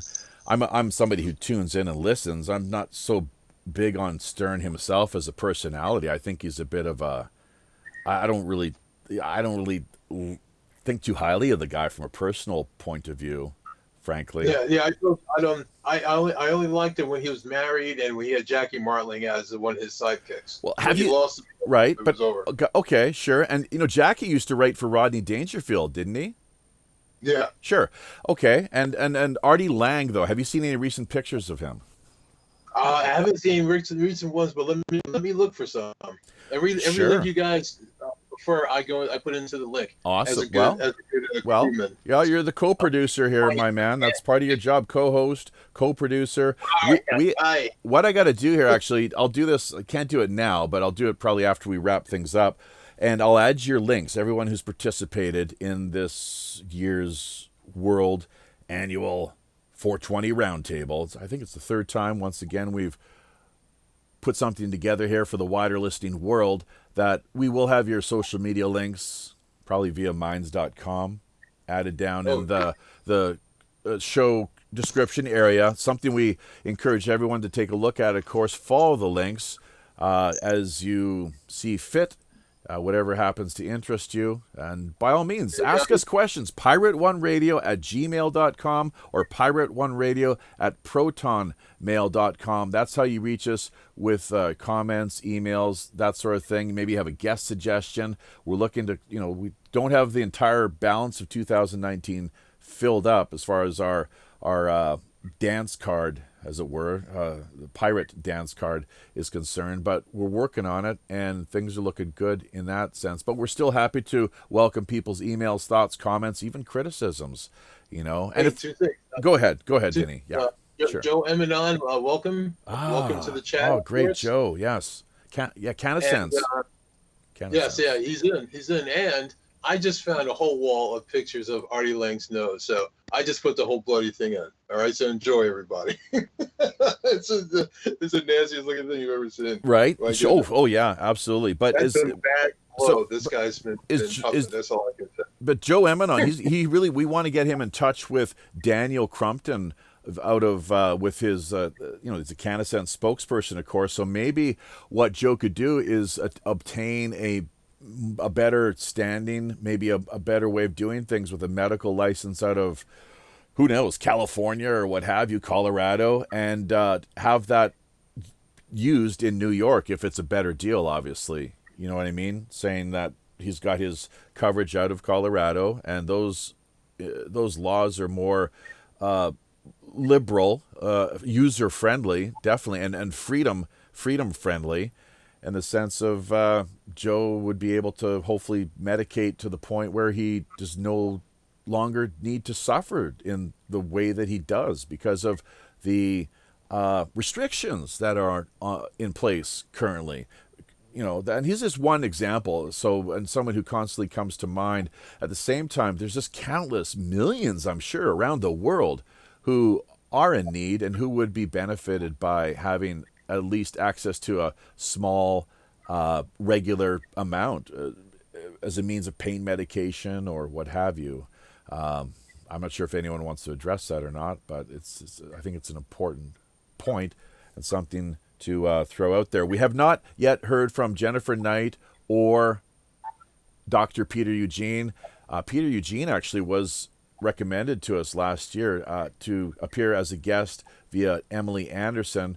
She's kind of gone dark as of late as well, so I'm kind of wondering what could be possibly happening there. I'm not sure if she's having some personal issues or maybe she just doesn't like us anymore. We'll see. Probably not. We're probably still good. But, she's a busy lady, and some people just don't like to get, for good reason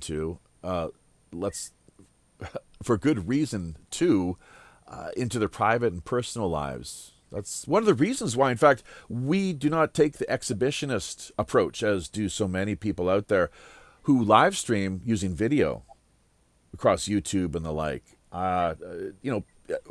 Theater of the mind, man. People can use their imaginations. Of course, the close people that I have around me, friends, people I consider friends, I've never met them in person, of course, but they're my buddies through the web, and I, think highly of them, of course, or we that's why we talk, I suppose, and try to engage in occasional conversation here via the live stream. But yeah, people, it's great what we're doing here because we're reaching out using the technology. I encourage Koreans to do this as well, but it just falls on deaf ears so often with respect to democracy and exercising your rights as a sovereign cosmic being.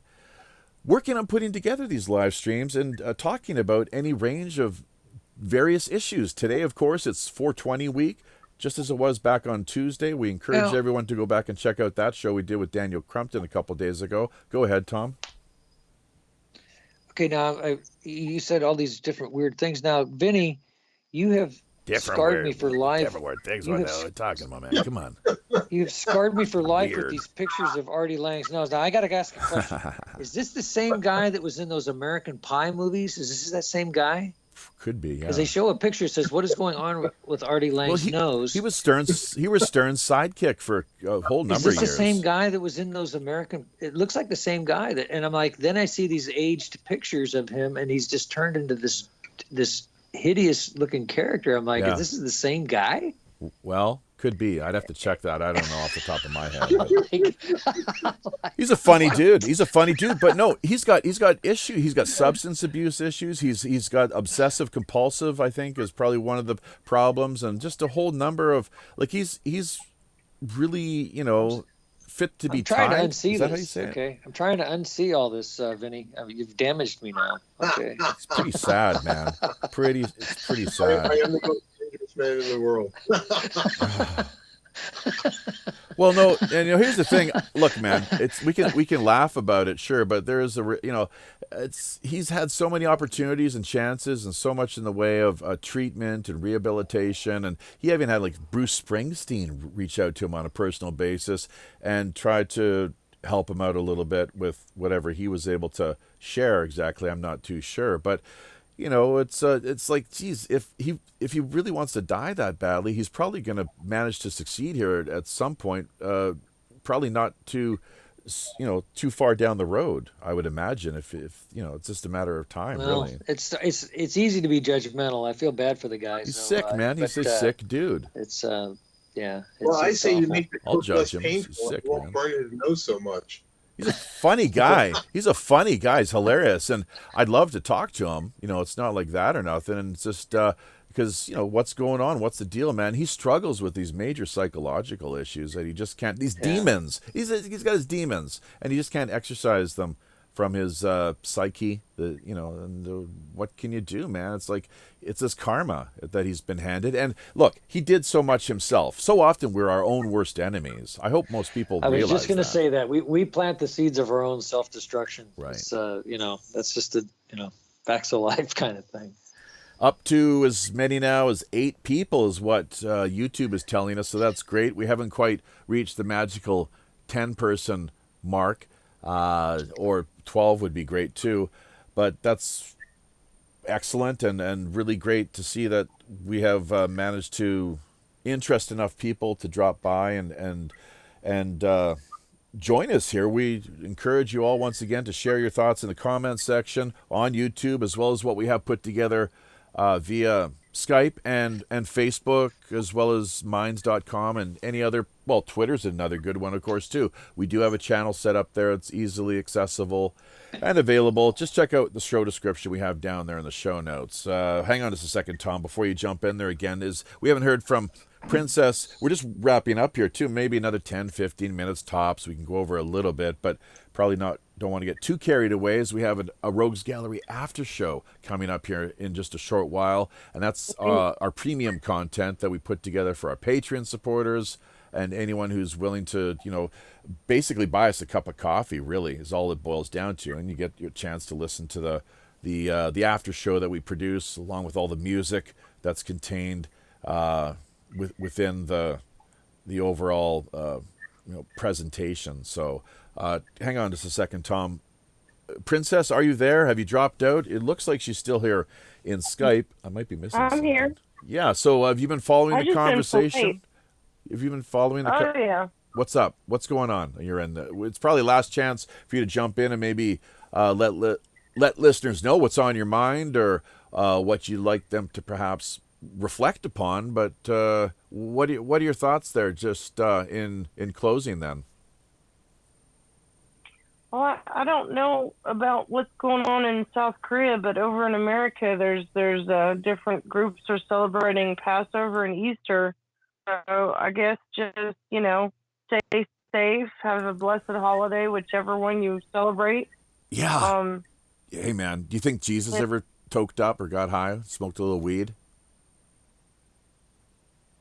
I don't know. He was Jewish, so I assumed that he had some, because a lot of the Jews and Hebrews, they practiced healing medicines of plants. So I wouldn't be surprised. I mean, if he needed to. He was a healer. They say he was a healer.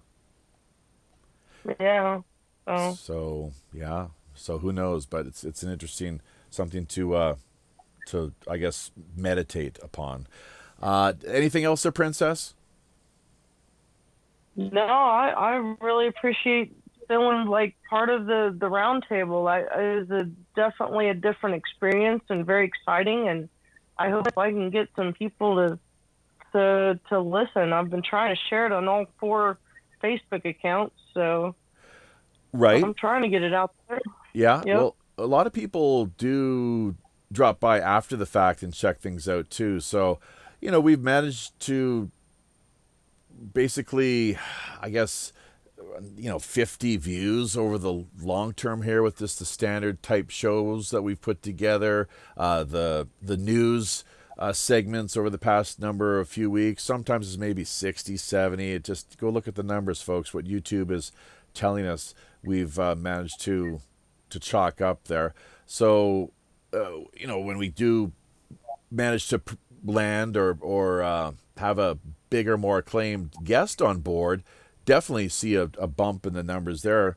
So it just really depends. You never know. Last year's show, Roundtable, with 420 themed once again, I did notice, just to repeat what I kind of put out there earlier, that it really did there's a few hundred viewers basically dropping by over on archive.org. They kind of messed around with the numbers though too.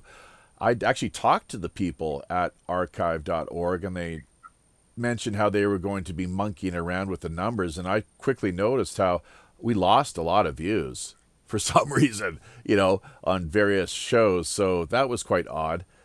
We might even talk more about archive.org later this coming Tuesday night. There was a news story that came out just recently with respect to censorship and the way that the deep state or the EU Kraken, all these institutional players and suspects or what have you, just more players than anything, that they wanted to have some content scrubbed from archive.org, have them remove it, pull it down. Similar case, I'd imagine, over on minds.com, where the admins are quite, I think, for the most part, adverse to censoring or shutting too much down. They seem to have a thing for Nazis for some reason, where they everything that a Nazi does, and there are a few on minds.com, I have noticed, these neo-Nazi types, I guess is how they self-identify, Hitler lovers and so forth, that the hotmans don't really stand for much of that, and they let them have their, engage in conversation, but so much of what they put out there, their content, every single item, it seems, is marked explicit for some reason. So go figure. And on top of that, I don't, the question is, well, are you going to, and they say they're free and open, of course, which this totally contradicts that whole principle. But with the communist, hammer and sickle, how about that?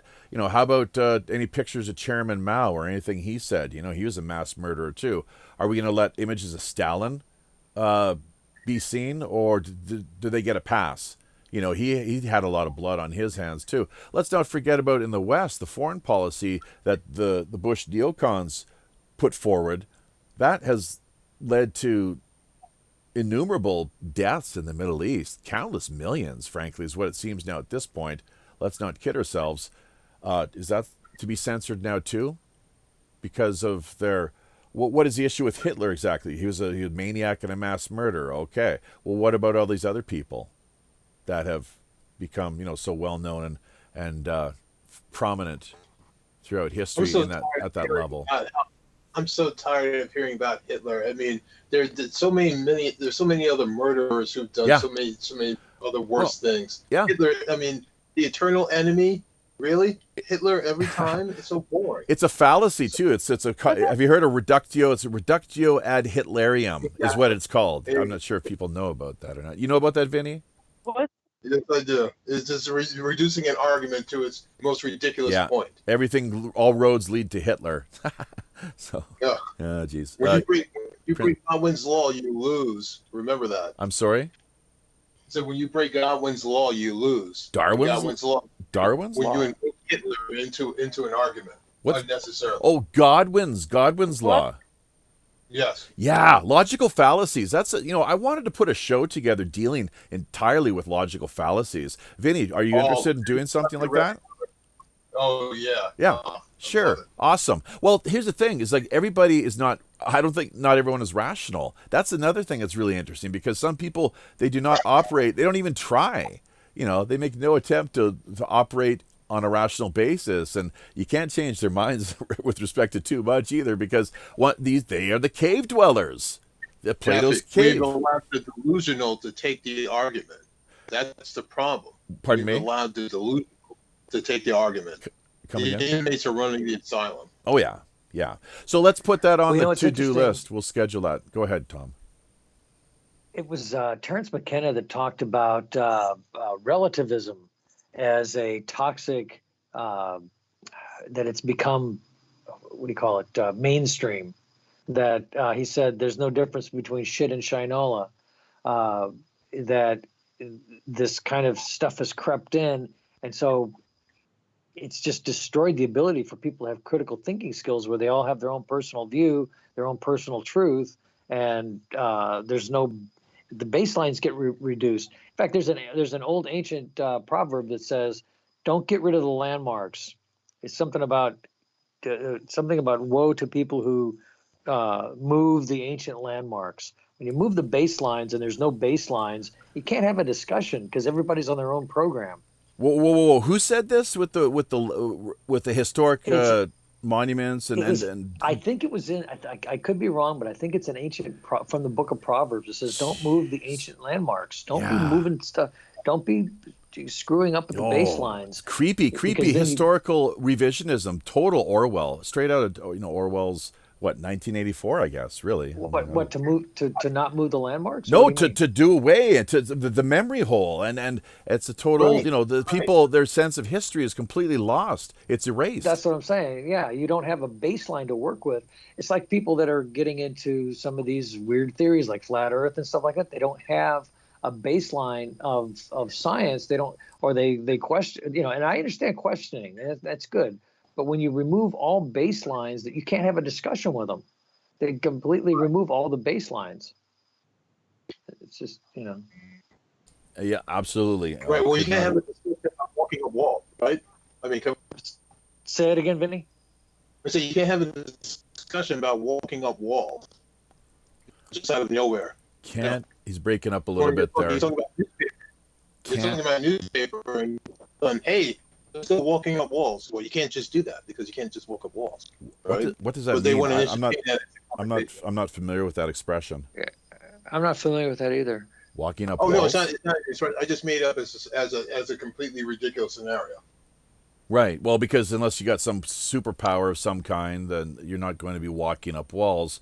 That you're typically just out on the street or down on the floor. Doing your thing. So right. Well, this is like, okay, and I know this is a little bit out there, but I hear people talk about fake news, that all news is fake. Well, not all news is fake. The Weather Channel sometimes provides good information. Sometimes you're going to hear some stuff in mainstream media that actually is factual and actually is true. And so by people always saying, well, everything in mainstream media is fake or everything this and everything that, when you make all these giant assumptions, you completely remove it leaves no room for discussion. Because every once in a while, I will hear something factual on one of the mainstream media channels. Now, not all the time, and I recognize the agendas and I know all this stuff. But I'm just saying you can't just label everything as fake news. You can't just label all science as fake. You can't say that everything NASA does is fake. I live 25 miles south of Cape Canaveral. They're actually launching real rockets into space. It's not you can't lump.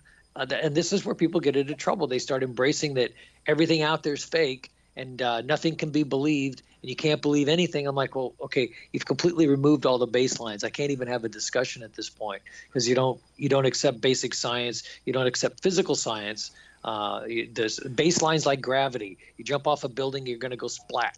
Okay, those are baselines. You know what I'm saying? Yeah. Well, Tom, let's bring this round full circle. You can't breathe water. I'm not you sure. Can't breathe water. Can you bring that and just kind of transitioning back to 420 and the righteous. Do we see any righteous weed being shuttled off to Mars? What kind of angle is the conversation here? Are you trying to address things? I don't, are you capable of, kind of going back full circle, or how do we get so far off track? I don't know.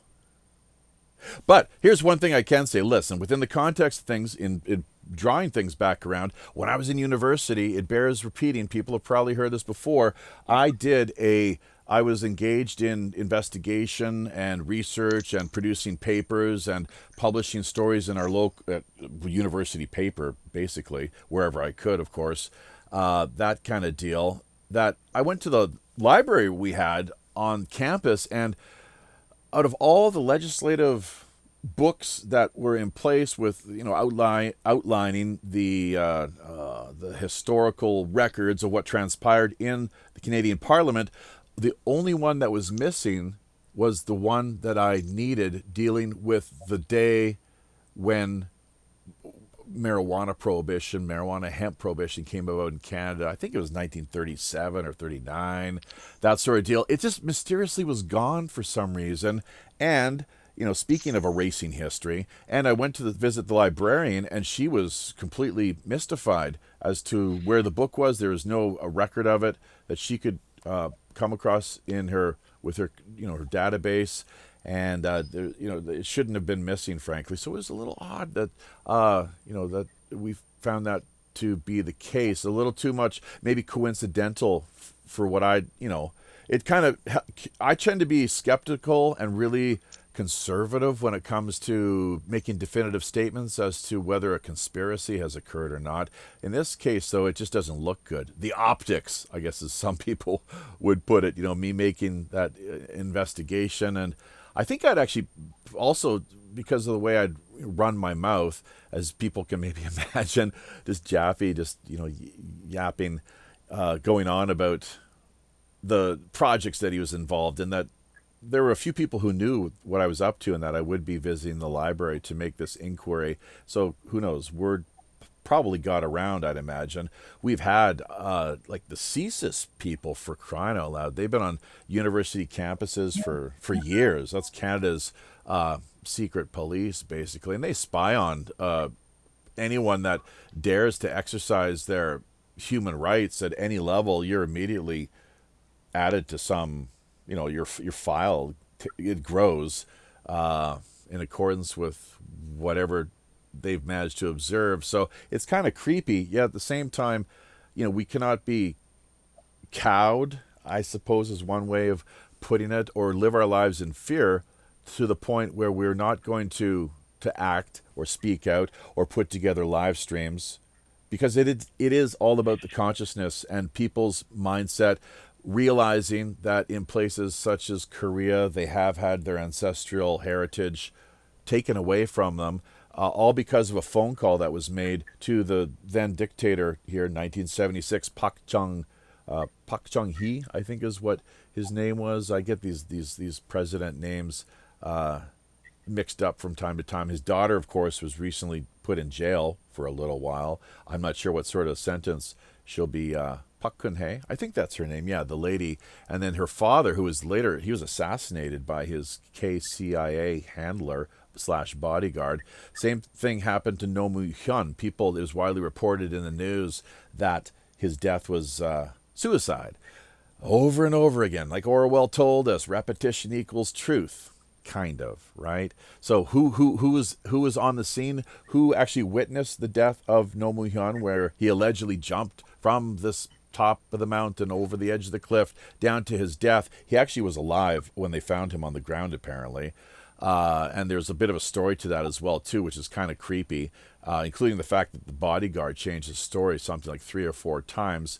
But, the Orwellian memory hole, this is an issue, and the issue of consciousness, how people remember things, not stopping to reflect or think the various number of other possibilities as compared to what we are told via the mainstream, these corporate shills is one word, but there's another term that I've got to that constantly slips my mind, as far as the, along with the mockingbird end of things, of course, too. but the way that they function, the way that they operate. And it's against our best interests, frankly. I just don't buy it at all, that they have any right to do this, and that they are waging war on the wider public. And it all leads back to people having their right to medicine taken away from them. That includes these people that are spying, going around the secret police. That's your medicine too, let's not forget. And your way of coping with suffering and pain in the world, and helping your family and friends and whoever. So all we can do, though, is spread the word and make the truth known, try to engage in conversations, stimulate talk and awareness. The mainstream media in Korea here, it's atrocious. It's terrible. The way that they roll things out, the way they frame things, and it's all portrayed. It's just so much over the top. They lump everything into one main category, yak, that evil stuff, whatever it is. And it's whether it's weed or amphetamine or heroin or cocaine or who the hell knows. It's all just one category. That's as far as they ever report on things. The whole details is endlessly left out and removed, and that's all part of the deal, of course, too. It's not so much what we say as what we leave out, or in this case, they leave out. So I don't know what more to throw out there other than it's unfortunate that our featured guest didn't show up this week for whatever reason. We'll hear from them here at some point, I'd imagine, and then be able to report on you later on down the road as to what exactly happened. Jennifer Knight, Dr. Peter Eugene, if you're out there, if you're listening to this, we'd definitely like to get in touch and see that everything's okay, of course. And a lot of cases, people such as Aaron Wadsworth this past week, and the Buddha's birthday, that the feature show we put together last Friday night. Saturdays here in Seoul and Tokyo too. Let's not forget that. A lot of times people ask about the times, but that Aaron got back to us and he just clearly explained that he was having Skype technical issues and difficulty getting things in place. Totally understandable. Very much apologetic. And these are the sort of things that happen in working to put these sort of live streaming shows together. It's a lot of work too. Let's not forget, each and every time we do this, with the research and the effort to maintain the infrastructure and have this information presented to you, the wider listening world. Happy to have everyone out there engage us in real live time, of course. But we also ask that you take a look at our Patreon page. Just definitely like some support over there. Maybe transitioning shortly here, hopefully, a little more to, I think it's called Subscribestar. But we've also got the PayPal option and the Minds.com token, the crypto wires, which are real simple to do. To scroll down left-hand side of the channel that you've selected and wire them. Click on the green rectangular banner and wire people how many ever tokens you like them to receive. So next week we have got, it looks like it could be none other than our friend here, Tommy Schaefer, actually, Tommy Shutter, Miami Tom. And I'm looking forward to that. Sounds like we're going to be able to put that together. Tom, you've got a different setup and situation now where you're able to actually basically hang out on your patio, just relaxing, maybe having a good time, hopefully in a decent state of mind, enjoying yourself while at the same time engaging the wider world. So things are looking good then from your end, I guess, Tommy, are they? Yeah, much better. In fact, since it's warmed up, we had a little bit of a cold snap, but it's warmed up. I can sit out here now, and it's late. It's almost midnight here. Sure, yeah. It's almost 1 o'clock. 1. Yeah. 1, yeah. Okay, I wasn't paying attention. Tom, it's nice out here. Are you going to ever we know you're based out of Florida, but are you ever going to let people know exactly like what city, or is that a little too much of the privacy? Because I don't know if you make that clear in your show or not, but it's a cool place where it's not really relevant. I mean, it's like I'm in between Melbourne and Miami. It's right. It's a country area. It's a town and country. It's not really anywhere anybody really knows. Well, sure. But you do a lot of work with Earl's. What is it? Hideaway, I think, is the musical joint there. Yeah. So yeah. That's you drop it's a in landmark there from here. time to time. Yeah. So, I do I manage their website. I shoot videos over there, and it's a very cool little place. They've created this little blues bar that they get these really good blues bands in there, blues and rock bands. And there's a huge regional there's a huge number of bands in this, from Melbourne to Miami. There's a huge number of rock bands and just different kinds of bands. That there's a circuit here that they're all working. It's just amazing the number of musicians in the area. I had no idea until I started working with them how many different musicians there are in the area. So there's a huge musical community in this area. So it's very cool working and meeting a lot of these people. And I just love the music, and you can get up close and really hear it there. You're right there at the stage. If you ever look at any of the videos, you can literally get right in front of the stage.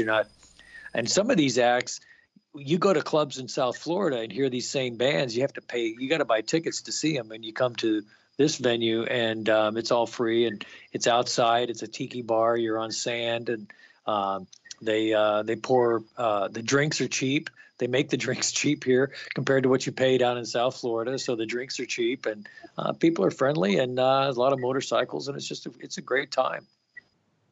Great group of people. Well, absolutely. So we'll look forward to hearing more from you on that front, all things relating to Earl's Hideaway and the scene that they have managed to, effectively put themselves on the map via the. Well, I guess I'm not going to say the town exactly. You do drop by from time to time for sure. So it's a little town called Sebastian. Yeah. It's actually known more for fishing than anything else. Right. This was actually a fishing town. Crabby Bills. Yeah. This was a fishing kind of a what do you call it? An Atlantic. There was a lot of fish processing that went on here. There's still some fish processing that goes on here from different Atlantic seafood fisheries and stuff. There's still some fish processing going on here, but it's become very popular for sport fishing. Sport fishing, they love it here. And there's guys that do, custom tours, and you can hire a guy for a day to take you out. So there's a lot of people that come down in the wintertime because it's still nice and warm. All the snowbirds come down, and a lot of them come specifically to go fishing here. They have no desire to go to South Florida because it's just too many people. But they love it here. It's town and country. And we try not to tell too many people about this place because it is fantastic.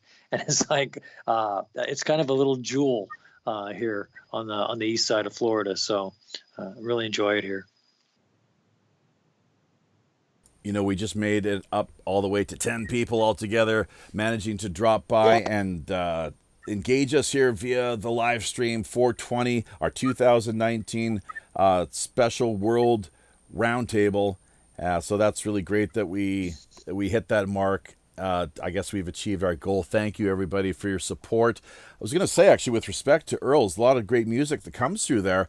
I'd like to see you, actually, if you would, remind people that you bump into. We've got minds.com in place. And with that, if a person puts a channel together, our musician, that we will feature their music, provided it's in tune and it's a reasonable production that people will appreciate listening to, that if they got their minds channeled together, we will, once again, add that to our showcase and have,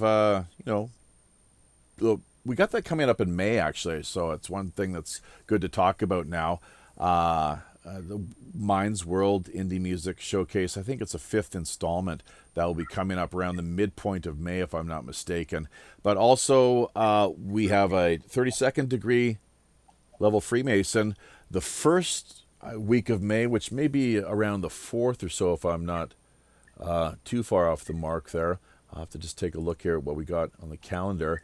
Robert Sullivan is his name. I haven't talked about who he was exactly here to this point. We have mentioned this whole business, though, a few times already over the course of the past few weeks, and he will be discussing esoteric symbolism and the way that programming occurs in our society, movies, pop culture, the Hollywood Dream Factory, and the like. So it's interesting to have him basically booked and ready to go. He said that he's up for it, so we're very much looking forward to that. We've also got, we've got a few other pretty well-known names, actually, that we will let listeners know about here over the coming weeks.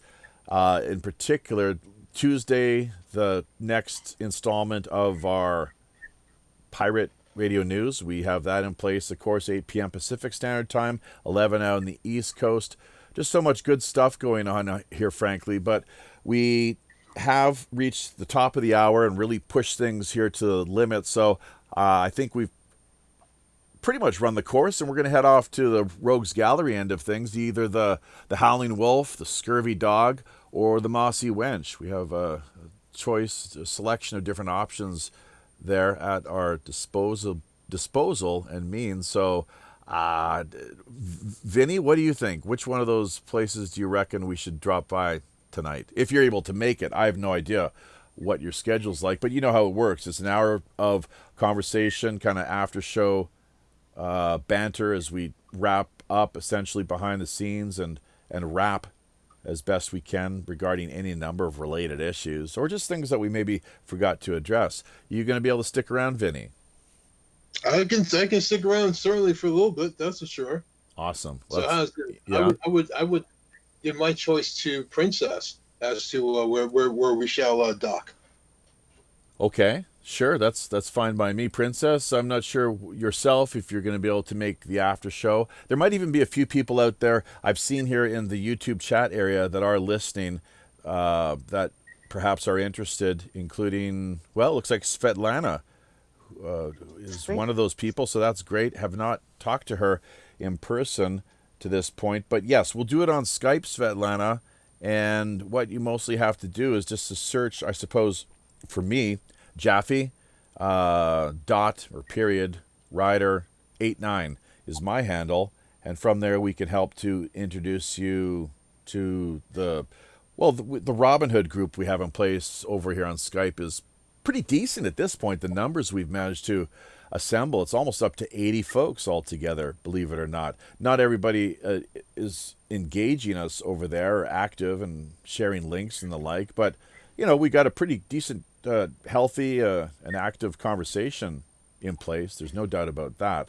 So let's just see what else we got going on in the comment area.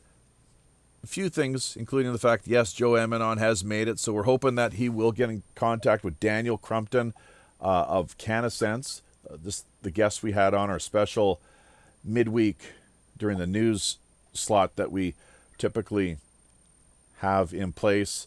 It was an exclusive interview with Daniel, and he had a lot of good things to offer there, and something that Joe might want to look into is the Cannasense website.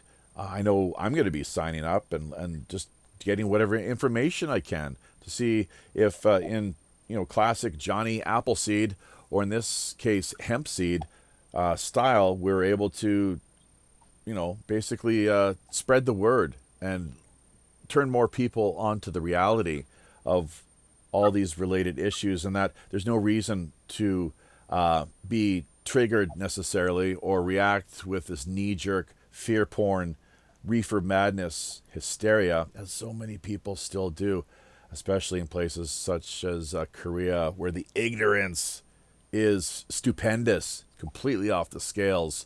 So where they equate weed with like heroin, for example, in all too many instances. It's slowly changing, but there's a lot of work to be done here yet.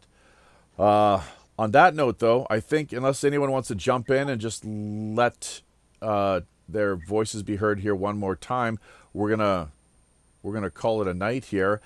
Just remind people that we have a lot of links down there in the show description area. It's important to check out if you want to further engage us. A lot of great opportunities here, including the T-shirt, which I did not add to the slideshow this week. Forgot to do that. Just so many things here on my mind as somebody who's got to launch the stream and act in the capacity of the producer. That Thanks for having me on, man. This has been great. Yeah. This has been great. It's a good time. Thanks again, man. Oh, absolutely. I mean, this is, I take this stuff personally, as you can probably imagine. I'm quite passionate about the whole business, and I'll remain so. Probably lifelong, committed to preaching the gospel of hemp and, cannabis, marijuana, all related issues. It is a gift of creation, I do believe. George Bush or Obama or Trump, none of those people put it here. The current Moon Jae-in, the current president of Korea, he didn't put it here. It was put here on this planet by a power much greater than anything they could ever possibly imagine. And the fact that it has been held in chains and prohibited and suppressed for so long around the world is probably one of the greatest tragedies ever to occur in history, frankly, among the top tragedies that I can possibly think of, along with, even the burning of the libraries of Alexandria, the sacking and pillaging that took place in two separate main campaigns, I guess. First it was the radicalized so-called Christian monks, and then the Muslims followed up, I guess, a few hundred years later, really put the nail in the coffin there as far as the libraries were concerned. But yeah, hemp, cannabis, marijuana, so many good things to be said about it. And, there's criticism as well, too. Kaiser Schuff, I know, had talked about maybe dropping by here tonight. He wasn't actually our first top-of-the-list choice for people to appear, mostly because I'm not sure how educated he is regarding these matters. And secondly, he had not an overly positive reaction to the one time that he inhaled, and that I think he said he just fell asleep or something like that. It's the same reaction, I guess, my dad had, and a few people do. So if it's not good for you, if it doesn't help in any way, then don't use it. You shouldn't be drinking either. Is another thing I'll say. A lot of people turn to alcohol, and I believe medically and scientifically, if that's the best way of putting things, really, that it has been classified, alcohol, as a clinical depressant. Really, it's just not good for you. Whereas weed itself is said to be something of a euphoric. So that "eu" prefix again out of classic, Greek, koine, I believe is what it is. The EU, meaning good for something or another. But anyways, yes, Tommy, you will be back hopefully next week, I guess, is what things are looking like here at the present moment. Our featured guest, so we'll have a lot more to talk about. Yeah, that'd there. Be great. Oh yeah, really sure. Looking forward to it. Absolutely, that'd be fun. Yeah. And Vinny, thank you so much, along with Princess Jaybird Wells. Absolutely. Yeah, sure. We are heading off to the after show. We will be back, though. Let's not forget, later this Tuesday night, 8 p.m. Pacific Standard Time, 11 out on the East Coast, 12 p.m. Wednesday, noon here in Tokyo and Seoul, with this week's latest World Pirate Radio News segment. So as we try to keep abreast and up to speed of all the latest current events regarding the Mueller report, of course, and any developments that we see taking place here, at least in a major way, presumably, via Asia and the Korean Peninsula. So we cover it all as best we can. And our platform is wide open. We don't, there's nobody being censored here. There's nobody other than what YouTube could possibly do, I suppose, because somebody complains or has an issue with, you can pull anything out of your arse that you want to, of course, to lodge a complaint. And that's what, does happen from time to time, including the fact that we found our recent link that we had put together for this week's show via Facebook censored, basically. It was, for whatever reason, it was registered and deemed to be spam, according to Fakebook. And I'd like to get to the bottom of things. Of course, once again, we know how that all works, and that rarely do you ever hear back from these bozos. So there's just too much of this sort of thing taking place, and that it's something that we need to be on guard for. So we're going to sail on out of here. We will be back, though, this coming Tuesday, let's not forget. And then later, next Friday, same time, 7 days from now, essentially, Tommy Shutter out of Miami looks like will be joining us to close off the month of April and hitting our May schedule then later with Robert Sullivan and a few other high-profile guests that we have in mind here. So we'll see how that all manages to materialize. In the meantime, thank you, everyone who did drop by. Joe Emanon made his way into the chat area here in the closing, I guess the last half of the show at least. Svetlana out of Canada, who you're welcome to join us on on Skype. If you can find me, Jaffe.Rider89, and we'll take it from there. Barbecue Jim, just dropping by here at the tail end of things, the closing moments. So yes, we hopefully still are live. Just checking our navigation panel here, and everything appears to be in place and exactly the way we like it. So Joey Boomer as well too, saying that there's a beautiful moon out last night. Go take a walk with wifey and check out the spring flowers. Well, we did indeed do that actually just a couple days ago. We performed live with I was part of a group. I was on bass playing with a few Korean musicians, and wow, we went out to this historic location. It's a former royal palace with the king's burial ground area. There's that train again. That's my ride. That's my ride, Jeff. Yeah. I got to get running. I got to go. Exactly. That's right. So as do we all. That's the signal. Yeah. No, it was really great though in Korea here. Of course, a lot of beautiful things to be seen and experience. Thanks, Nedhead, for the support. Saying that's another great show. TTFN. I don't know what that stands for, but maybe somebody. For now. Pardon me? It means it stands for ta-ta for now. Ah, okay. So there we go. And just scrolling up here, who else? We got Vinny, of course, in the chat area. Johnny Canuck. I hopefully did not miss anybody. But yes, indeed, ta-ta for now. We've been kind of taking a while here to wind things down, but that's about it. Until we meet again out on the high digital seas. And don't forget to check out WPRPN.com. It's a great place to reach out and get more involved. Pirate One Radio at gmail.com or Pirate One Radio at protonmail.com. Just follow those links in the show description area. You can easily reach out and contact us. We'll be back again here shortly. Thanks, everybody. On behalf of Captain Long John Sinclair and all the rest of the crew on the Robin Hood, until we meet again out on the high digital seas, I'm your host, as always, the show's Chief Communications Officer, Jaffe Rider. Tally-ho.